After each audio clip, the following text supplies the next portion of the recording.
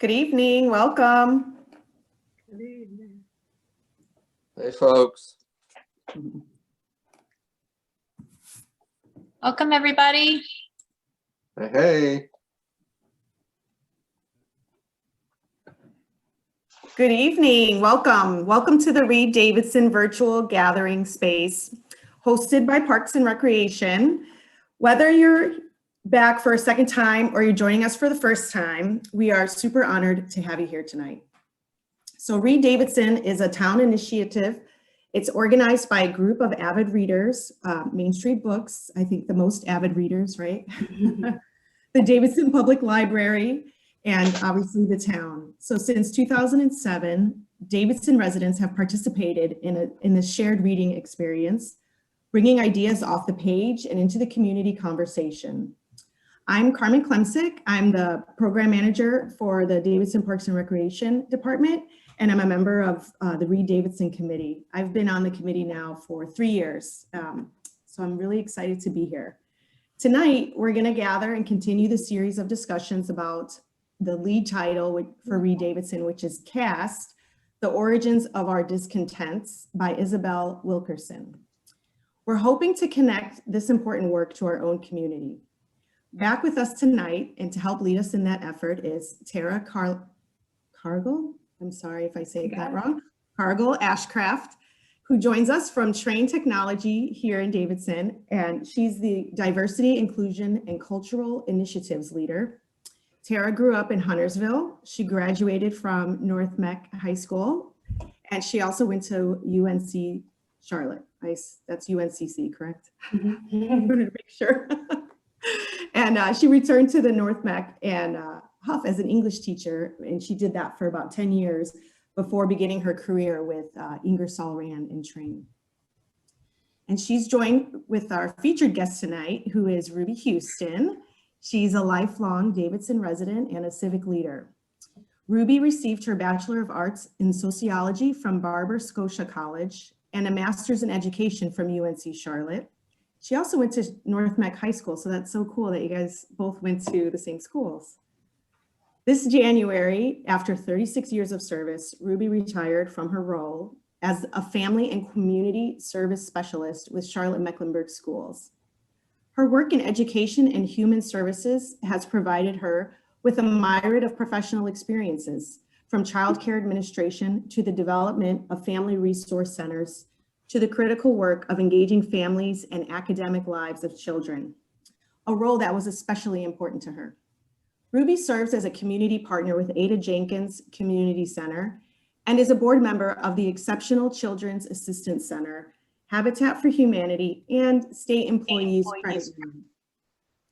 She has been instrumental in the development of community partnerships with Charlotte-Mecklenburg Schools, such as the E2D, Eliminate the Digital Divide, Musical Minds, Music Education and Tutorial Program, and Operation Respectability Bullying Prevention Program. On August 1st, 2017, she was part of the CMS staff and the Hyde Park Neighborhood Association team that received $10,000 from the City of Charlotte Neighborhood Matching Grant Program. She is also the recipient of numerous community service awards, including the Algernon Sidney Sullivan Award from Davidson College, the Lake Norman YMCA Community Service Award, and the Helping Hand Award from UNCC. She recently became part of Who's Who in Black Charlotte and received the Growing the Dream Award in January of 2018. Ruby is a member of the Davidson Presbyterian Church, serving as an elder, choir member, and Christian Education Committee chairperson. She can be described as one who has spent her life planting seeds of hope and encouragement to children and families. Tara and Ruby, thank you so much for sharing your time and expertise with us tonight. Thanks for having us. And thanks for coming back. I was a little bit worried it would just be me and Main Street Books, but you must have enjoyed it or you're thirsty for more. So thanks for coming back.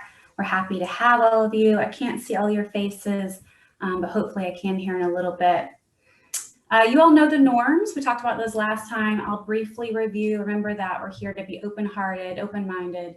This is a brave place where we might make mistakes, but we're not hiding from the truth. So keep that in mind as we listen and learn. I also wanted to reinforce that engaging in thoughtful, gripping conversation that's sometimes difficult and always challenging, that is action. So it's not the final destination of the journey that we're on, but it is a stop that we keep coming back to in order to fuel up for the next leg. So don't worry if you feel like you're not doing anything yet. That's an urge that we need to resist a little bit as we learn. That helps us act with more intention and more insight. So consider this in action tonight. The book that the part that we focused on was The Tentacles of Class. And that is a great pairing or the Tentacles of Caste rather. That's a great pairing for our conversation tonight about caste and community. As I read through this part of the book, I imagine those tentacles reaching deep and down into the nooks and crannies of a life that is someone's personal experiences, and those tentacles drawing that person in and getting them at their core. And we're going to hear about those personal stories from Ruby tonight. It's truly a privilege to be in her presence. So you are going to be so grateful that you did come back for more tonight. Her experience is going to draw you in with its own tentacles and going to hold you very tight in her truth. So another reminder, Ruby is here to speak about her life, what she knows, what is true for her. It's not meant to be a full representation of an entire dimension of caste. But we're here to believe, listen, and learn from the truths that Ruby has to share with us tonight. Before we do that, though, we're going to send you into your breakout rooms to think about the first time that you experienced or became aware of this caste system that we learn about in Miss Wilkerson's book. You ready? All right. See you in a few. You have about 15 minutes. I think we're all back. All right. Welcome back. Welcome back.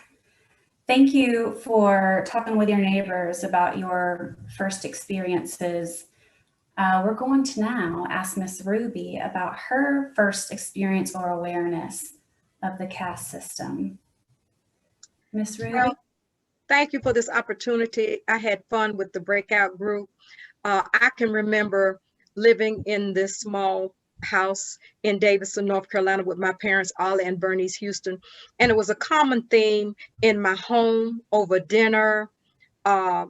Anytime we played in the front and backyard, in our churches, it was instilled in us out of fear of where to go and where not to go, because there were certain places that were off limits to us, those of us that are African Americans.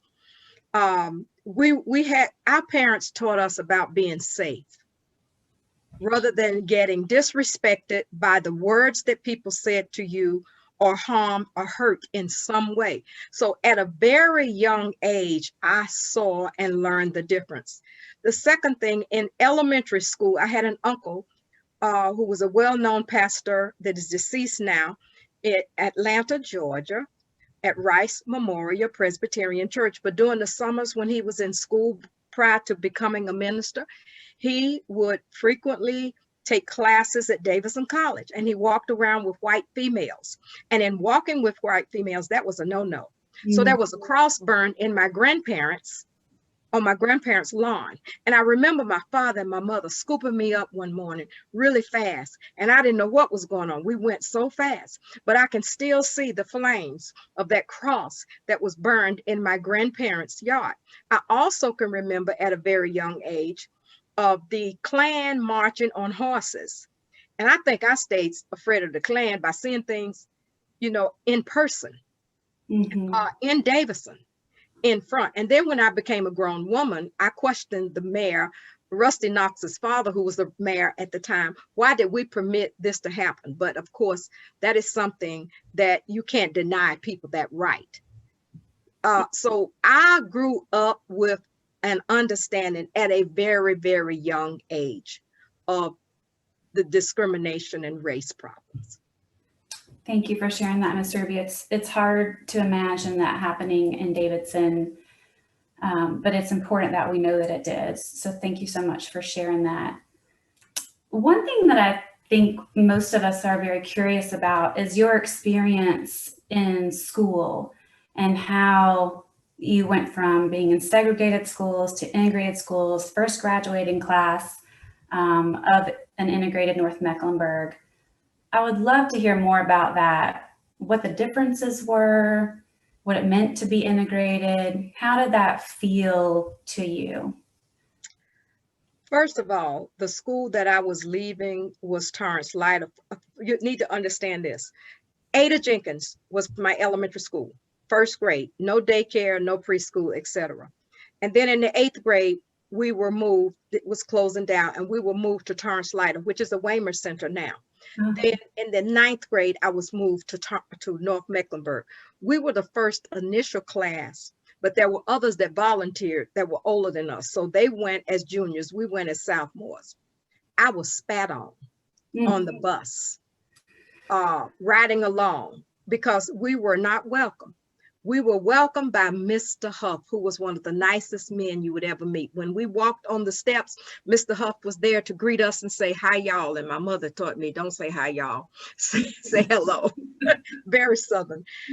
But he worked so hard.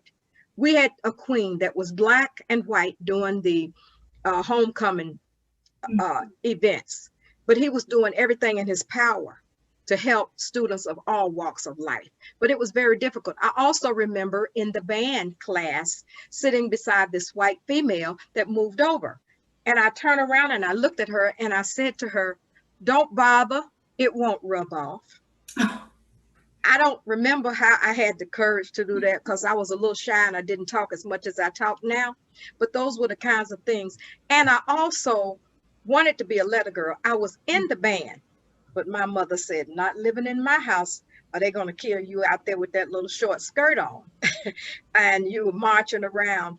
So I was able to march in the band, but the experience in the band was wonderful. We had fun. Pretty much we got along. But when they played Dixie, we did not stand. Oh. We did not stand. We realized then the significance of some of the music that we were playing, and our mascot was Rebels. Later we became Vikings.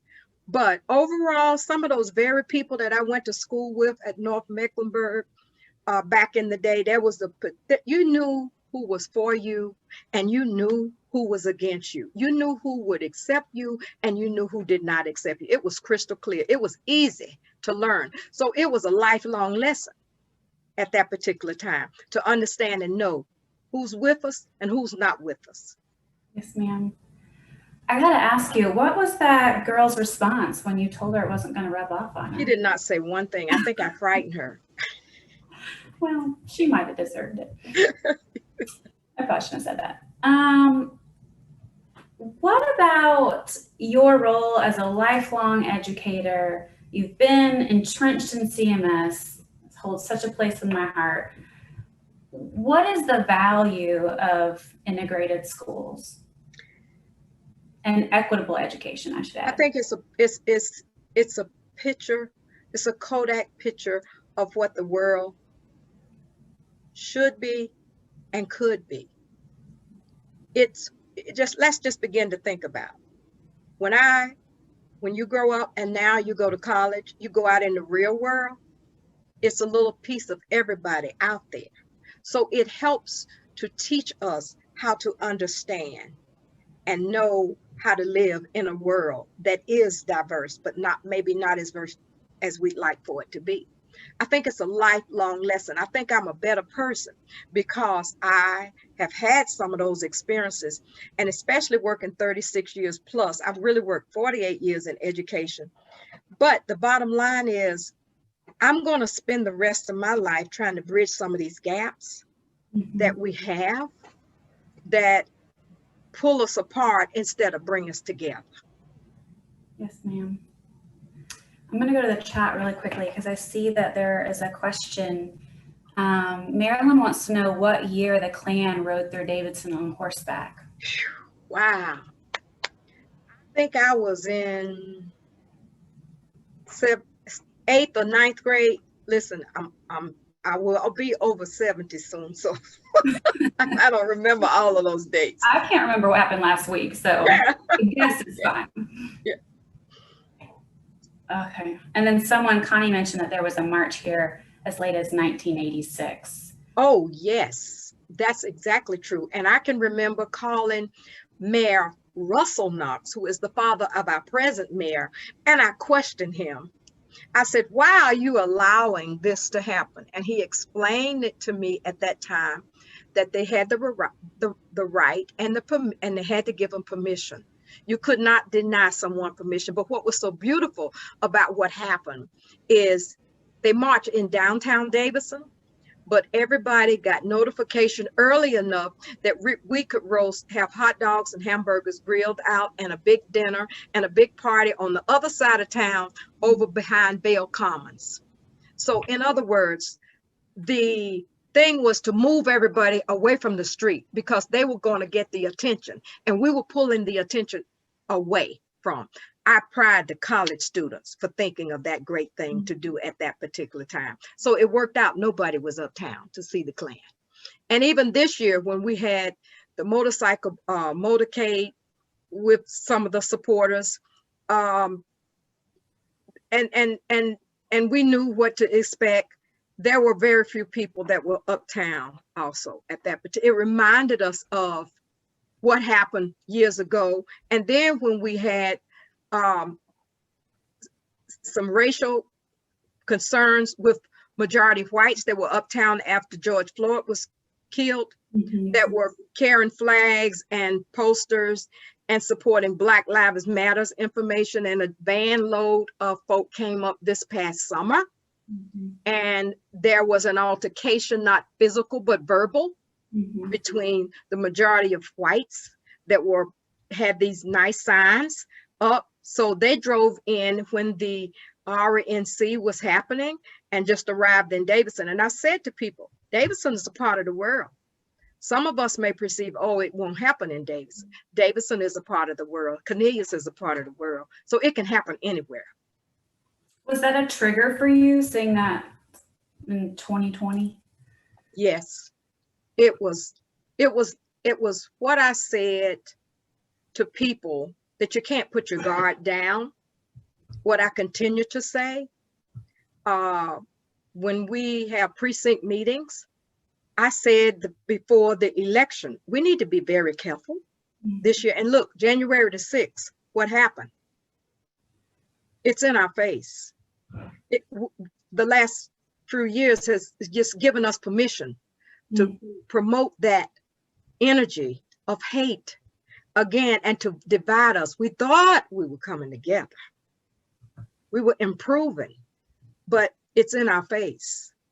And that's unfortunate because we've got to really work hard to bring us together, to bring us together a little bit better, a whole lot better. We have a lot of work to do, but that is why we're here. And we're so thankful that you're here with us, sharing your stories. You mentioned the other day when we were chatting that you keep a very diverse friend circle. What does that mean to you? Well, I got good girlfriends that are Black, that are white, that are Hispanic. And I talk to 2 girlfriends. I mean, we debate all the time. But what we're doing is we're educating each other. One of my partners is on this Zoom tonight, and I'm not going to call her name, but she knows I love her and I invited her. And we help each other to learn. And if she has a question about my Blackness and her whiteness, there is no shame. We asked each other these questions. And I think our bond of friendship is going to continue to elevate our awareness and our understanding of each other. I think we're going to grow and grow and grow and make more progress than some folk that are so distant. I have really 2 girlfriends that I talk to on a daily basis almost. And then I have other friends, that are of all walks of life, that are Hispanic, Latino. I think it's important for me to stay educated and to learn about cultural awareness, cultural assumptions. I can't judge the book by anybody's face, the cover, the look of the face, because you may look white, but you may be from another race. So we can't do that. Mm-hmm. Yes, ma'am. So one thing that I've been doing a little bit of reading about, and I would love your opinion here. There's so much research around proximity and relationships, and it's really hard to hate someone or something or a group of people when you hold them near to your heart because you know them, you know their struggles, you know their joys. So what advice do you have for people who don't really know how to get started with building relationships with people who are different than, particularly of a different race? What should they do or not do? This is not what I'd recommend to everybody, but I'm going to give you one example. We have a book club that was started in my church and Davidson College Church and surrounding churches. And it's called the Beloved Community Book Club. And we started in 2006. It was a recommendation by the Presbyterian Church that as we look at the most segregated hour of 11 o'clock on Sunday morning, we read a book, Blood Done Signed My Name. And so I'm proud to say that as a result of the book that we read, we've been together now since 2006. That's just one example. I think our example is on a day-to-day basis or week-to-week basis, how we connect with somebody that we are unfamiliar with and try to connect to have a relationship. Martin Luther King says we don't know each other because we haven't communicated. We haven't communicated because we have so much fear of each other. And I think in particularly, some whites have this fear of losing their power. Yes, losing their power and their privilege. Mm-hmm. So that's a bridge right there. And I think we need to identify and be intentional about how I never thought white folk shouted in church. That's a joke. And I've learned by watching different programming and other things. You know, I grew up to believe that African Americans, you know, celebrated things and did things one way and Caucasians did and Hispanics did another way. Well, guess what? I'm learning. We all basically, just because of this red blood running through our veins, we all do the same things sometimes. Yeah. One thing I know that brings us all together is our desire to belong, our hardwiring for belonging. And sometimes that works against us where we only are drawn to and want to belong with what looks like us, feels like us, won't threaten me, won't take away my power. So if we can take that need for belonging, that desire to be in communication and relation and community with each other, I think there's so much in that, but it's going to take some practice and it's going to take some courage. One question from Connie from the chat. Ruby, what does the town need to do at this moment or in this moment? It seems like there's more openness to talking about structural aspects of caste. That's a big question for you. Oh, it is. It is. I think there are many efforts. There are committees, racial, ethnic group, housing, education. I think that we can't solve this problem overnight, but on a day-to-day basis, I think we need to take a look at every book, every committee, at everything in all that we do. And this is something I do on a daily basis. If I go into, I remember going into what is now, I think, the Fresh Market. I'm real big about asking. I remember going to the movie theaters once they came into the Davidson and Canias area. And if I didn't see any people of color working there, I'd ask the question, do we have any African Americans or Hispanics working here? We need to begin to deal with and tackle the tough stuff, what's uncomfortable. Mm-hmm. We need to get uncomfortable to an extent that we bridge some of these gaps, because I think too many of us are too comfortable in our own little bubble, mm-hmm. and we're not willing to get out of that bubble. That's me as an African American. I mean, some African Americans or some Caucasians or Hispanics or whomever. We are just too comfortable. And I think many people move to Davidson for those reasons. It's called dreamDavidson. It's the wealth that entices us. And there is limited, if you walk uptown sometimes, and I used to get this question asked of me at all times, and it hurt me so bad. My coworkers would ask me, that were Black and white, do any Black people live in Davidson? And I was like disappointed. I'm like, yes. But as we remember the old days, there was one side of town that was Black. One side of town was more Caucasians on the, what we call, was growing up, what was called the Mill Hill. And the eastern part of town was all people related to the college or Caucasians mostly. And I can say, I still live in the community I grew up in. We were considered West Side Davidson, which is only the African-American community. And I got friends that would be in my house many years ago and visit, and they say, Ruby, who are those white people? I said, they're my friends. That's John, and that's Tom, and that's Ann. So we have welcomed people of all walks of life into this neighborhood, but that's not everywhere in Davidson. But some of it is a little unfortunate because some of it comes through gentrification. Yes, ma'am. And I get a letter I get a phone call 3 times a day on Sundays. I'm getting texts, I'm getting emails, I'm getting all kinds of correspondences to sell my home. So why do you stay? Why won't you sell your home? Why do you stay in Davidson in the South? What keeps you here? Family, community. I had a wonderful work experience starting in Davidson at Davidson Cornelius Daycare Center. But my dad died when I was 25 years old. And my mom and dad, I grew up in a very happy family. I have one sister. And one of the things that was instilled in me at Barbara Scotia College, predominantly African-American college, was that I was Black and I was proud, but I needed to go back home and give back. And I had a sense of wanting to come back home and give back.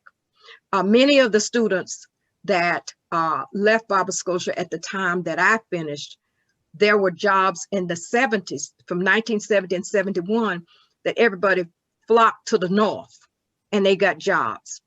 But by the time I graduated in 72, those jobs were gone.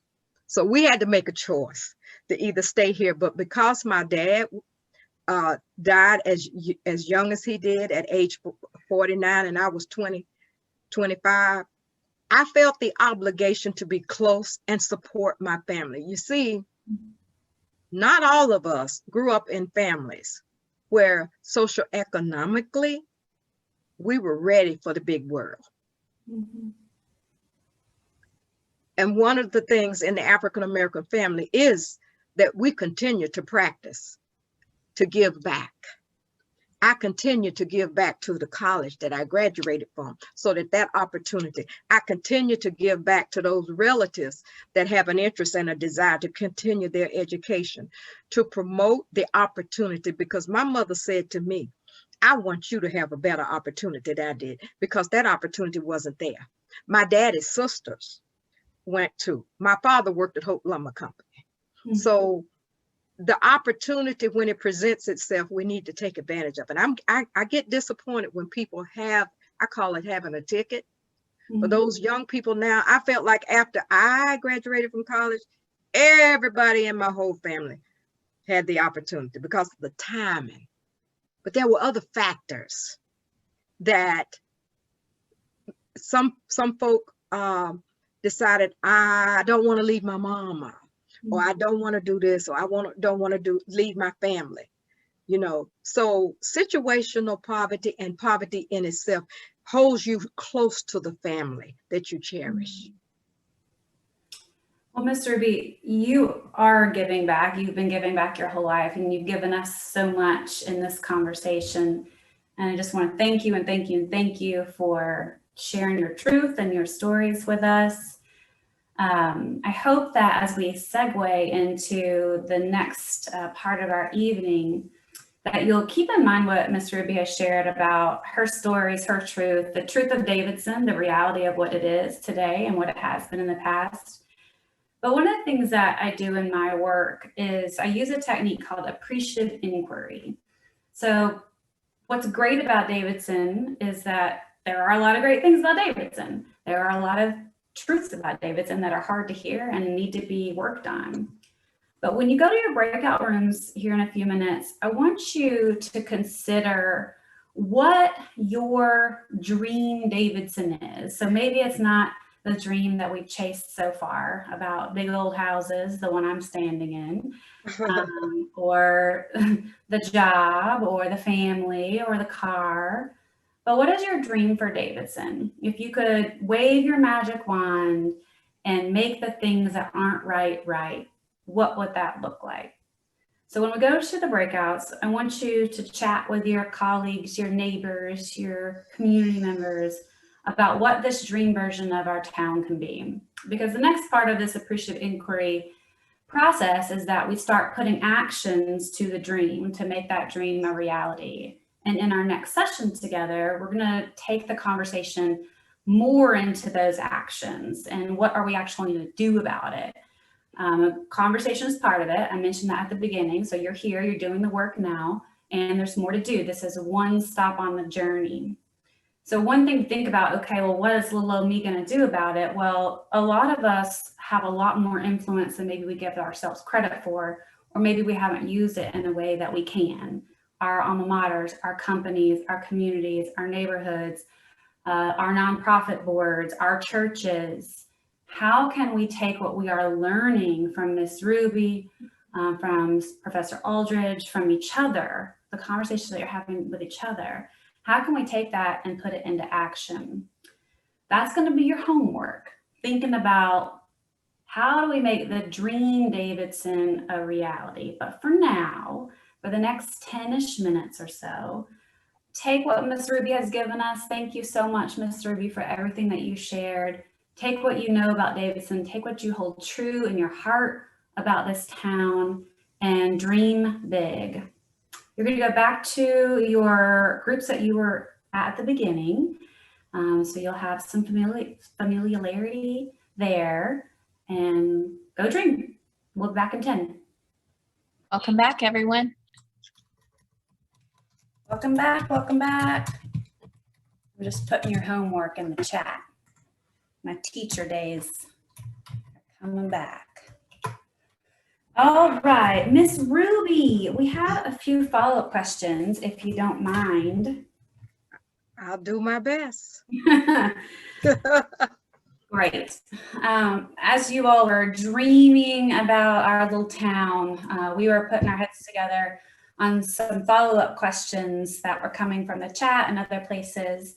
So one thing that we'd like to know your experience with is this concept of poverty tying you to the family. Could you say a little bit more about that? Okay, let's say this. When I came home, I said growing up in poverty, and finding and feeling the need to support in the places where there may have been limitations or the lack of opportunity or the income that was needed to make a family a whole. Like right now, let's say I grew up in a family where I'm in a single parent family home. That's a good example right there, but I didn't. And then I happened to be the one that went and continued my education or had a skill that could make money legally.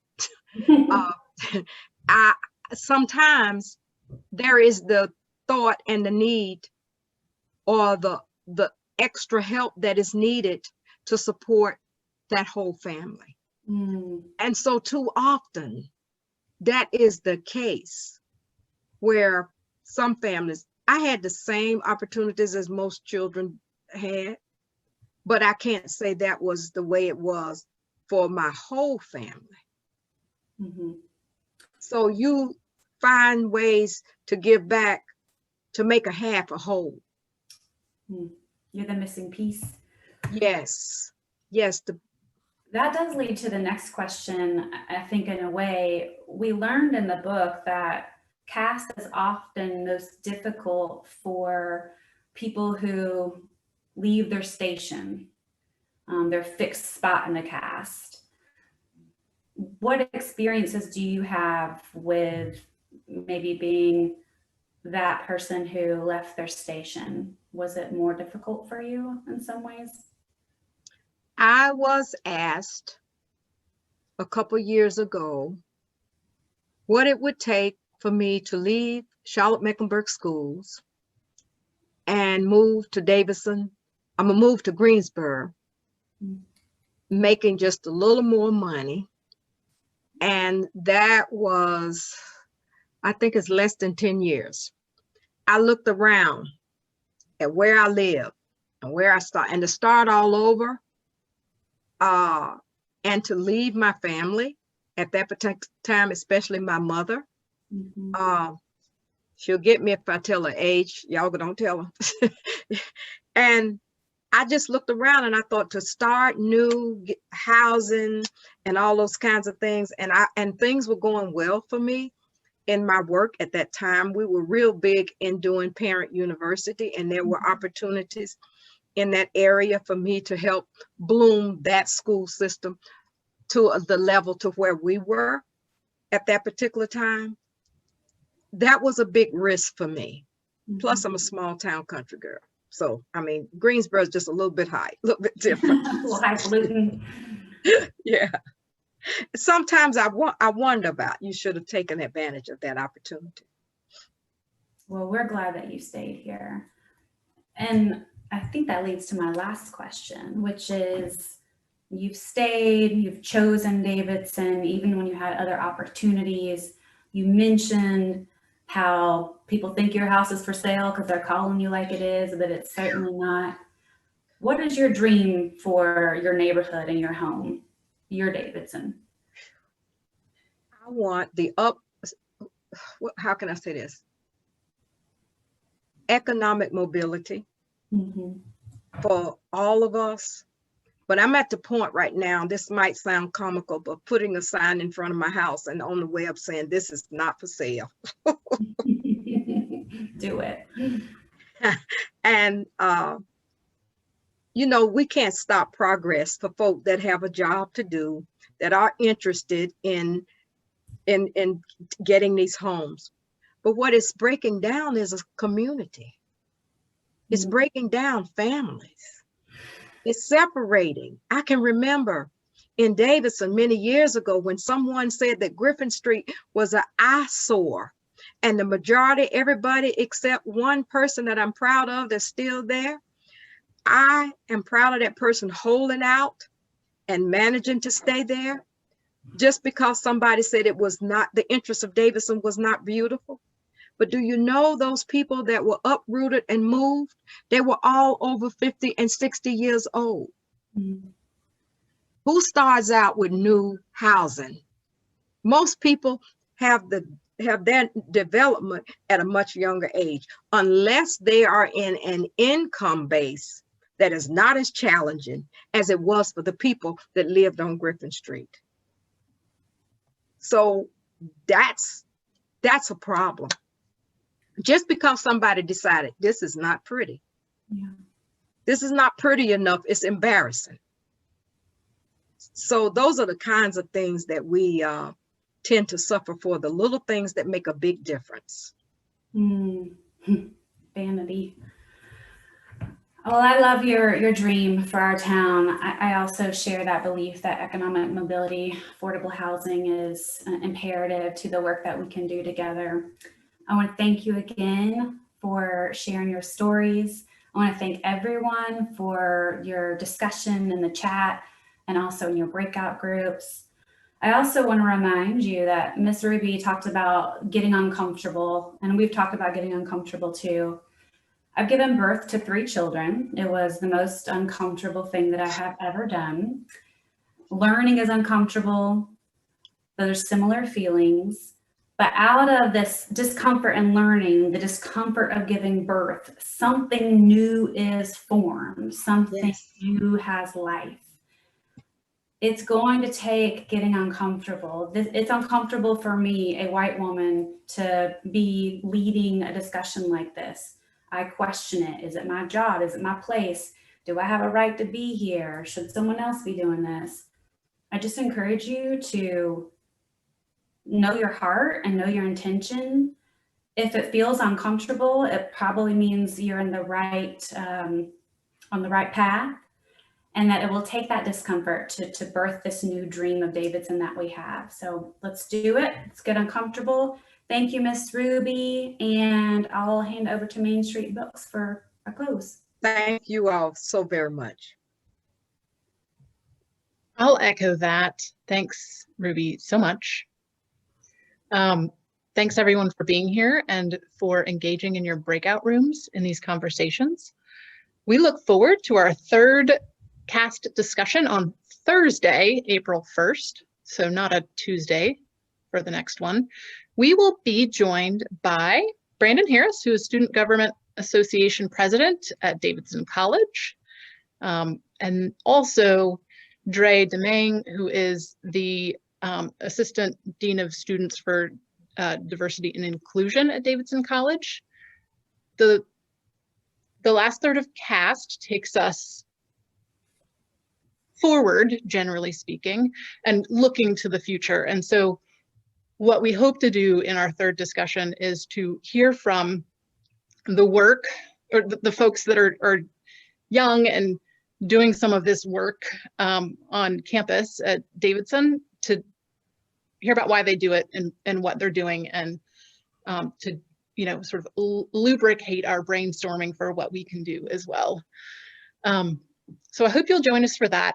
We will have a recording of tonight's event available in a few days. We have a recording from our first Caste discussion available on the Town of Davidson's YouTube account. We also want to remind you that Read Davidson continues through April with books for younger readers. And that does not mean that they are not for you. We really think that all of the books that we've chosen make great reading for all ages. We will be hosting Tracy Dion, author of Legendborn, in conversation with Dr. Hillary Green. Legendborn is a fantasy sort of, it's set in Chapel Hill, so it's an academic sort of fantastical magical world that centers Black girl magic. Dr. Hillary Green, who is now for this year only at Davidson, helping explore Davidson's history with slavery and race, was part of the research team for Legendborn. So we are really, really excited to host that event. And even if it doesn't sound like it might be up your reading alley, I would highly recommend at least giving it a try and definitely joining the event. We will host an event for middle grades readers. So Legendborn is more young adults, so teens. We're also hosting an event for middle grades readers who we consider to be ages like 4th through 8th grade, to discuss Genesis Begins Again by Alicia D. Williams, a Charlotte author, Newbery Honor winner, who will be in conversation with Davidson K-8's 4th grade teacher, veteran and beloved Miss Robin McLennan. And then lastly, we're hosting Trudy Ludwig for the discussion of the picture book, The Power of One, at the end of April. All those dates are on various websites, including Main Street Books and the Town of Davidson's Read Davidson page. If you want more details and to register, they'll all be virtual, they'll all be free. And we have a book grant program.